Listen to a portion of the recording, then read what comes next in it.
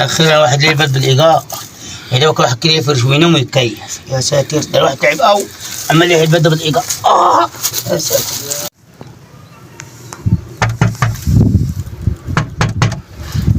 ليه؟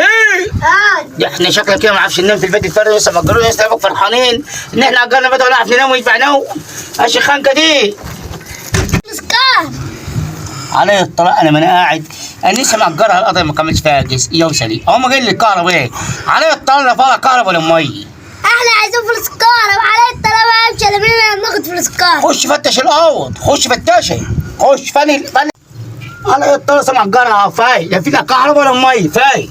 ماشي فتش يا عم.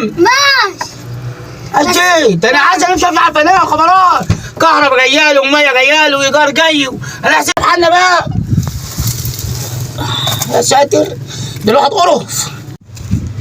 هي دي الشقه اللي مأجرها الواد اللي لسه جاي جديد ده. ليه؟ انت نايم يا عم في الميه افتح يا عم. يا بنت خش يا عم.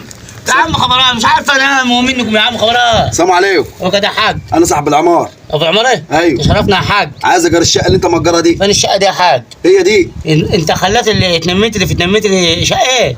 انا ماليش دعوه تجيب ايجار الشقه ولا تطلع براه. لا اطلع بره. ايه طب يلا لم عزلك ويلا هات المخده والحصيره اللي انت جايبها معاك ما انا واخد عزاء. هات الحصيره والمخده معاك. خدهم ليك انت. طب اطلع بره. خدهم ليك. اطلع سيبني يا عم اطلع يا عم. اطلع. تطلعني من الجنه. اطلع يلا اطلع يا عم.